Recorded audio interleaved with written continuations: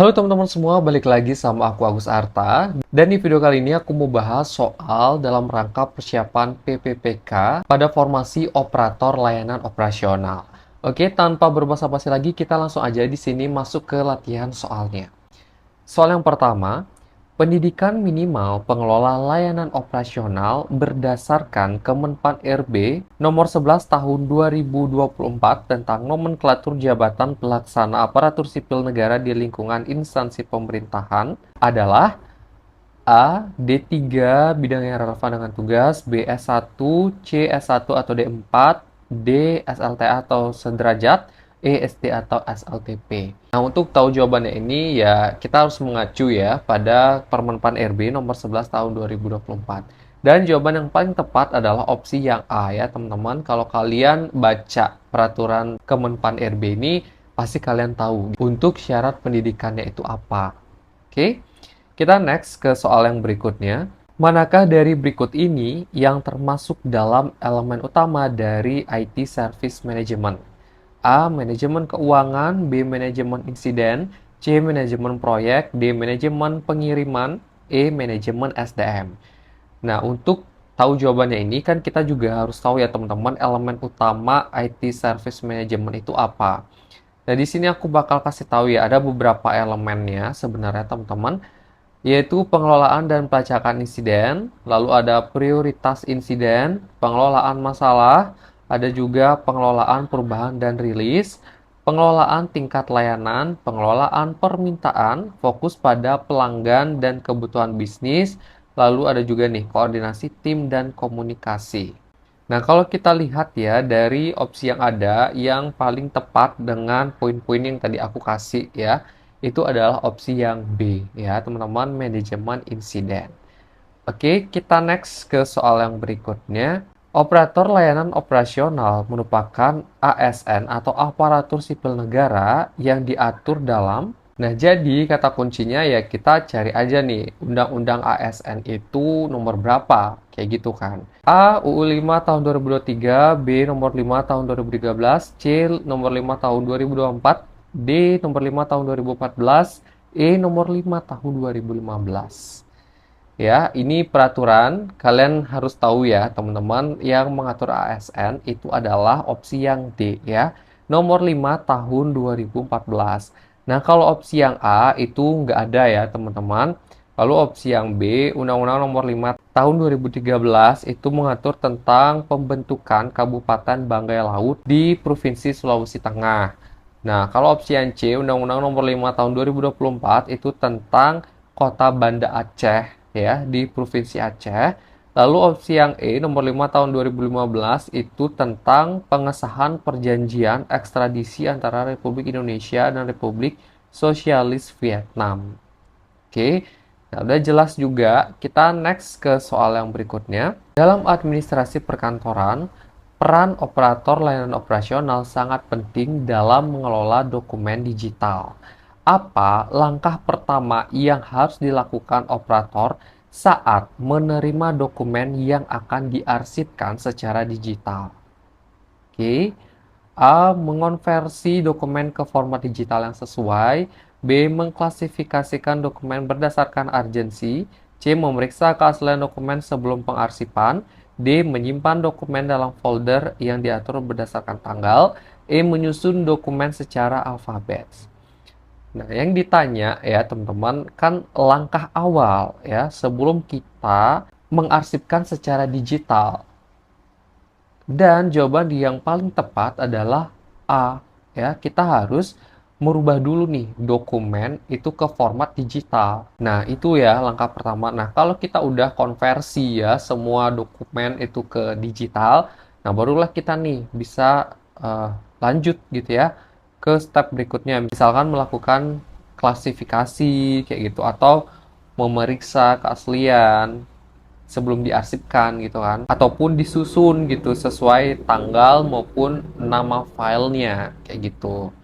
Oke, semoga di sini kalian bisa ya. Kita next ke soal yang berikutnya. Apa yang dimaksud dengan change management dalam konteks layanan operasional? A. Proses pengembangan produk baru. B. Proses mempekerjakan karyawan baru. C. Proses pengelolaan perubahan. pada layanan atau infrastruktur TI. D. Proses rekrutmen pegawai. E. Semua benar.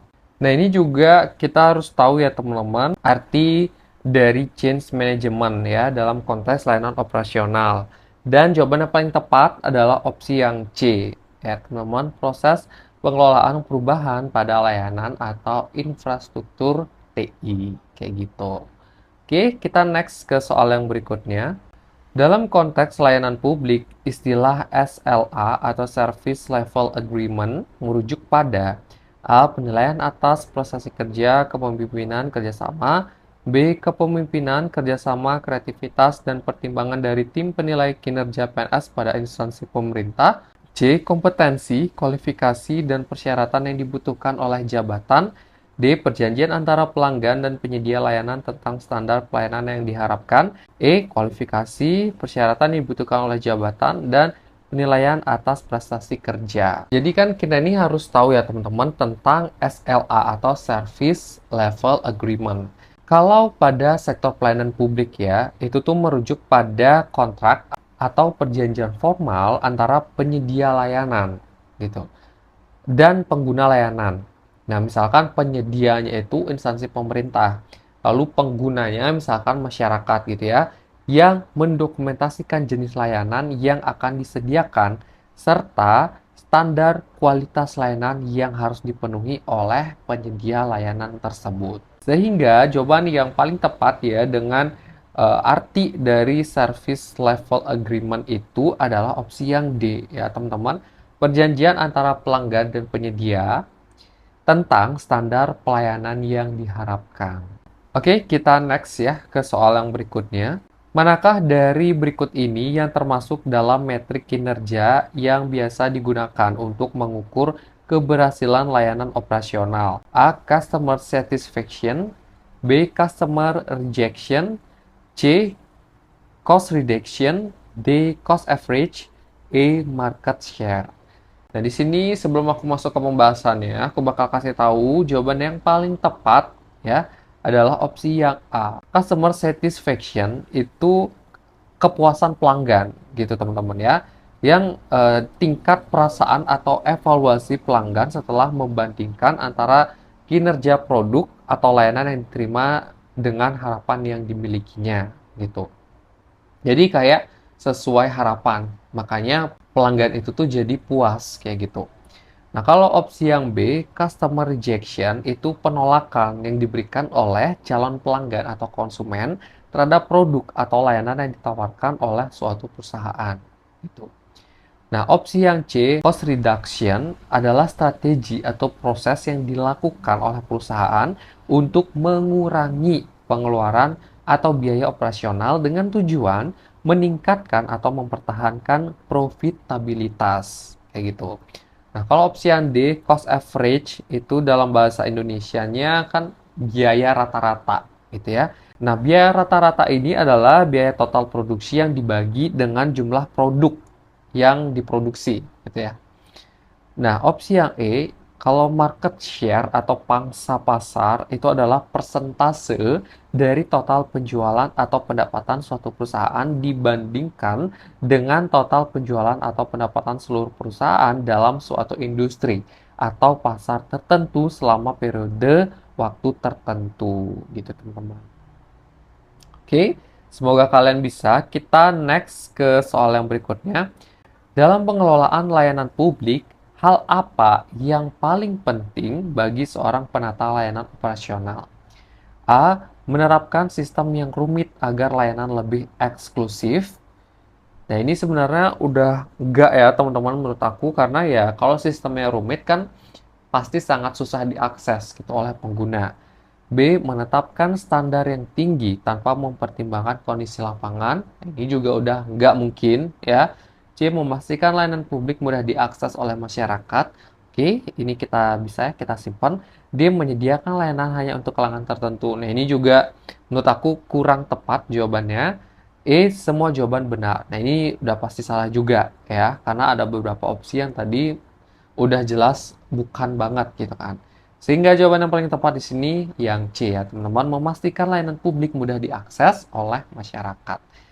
Oke, sebelum aku lanjut ke latihan soal berikutnya, di sini aku mau kasih tahu teman-teman semua kalau bisa PPPK itu buka bimbel lagi nih dalam rangka persiapan tes PPPK. Jadi kalian bisa langsung aja daftar nih karena udah banyak banget juga peserta yang terbantu karena ada kelas PPPK ini. Untuk cara daftarnya gampang banget, nanti aku bakal tampilkan di layar ini. Jadi kalian bisa screenshot atau jeda aja dulu video ini untuk melihat tahapan atau proses tata cara pendaftarannya.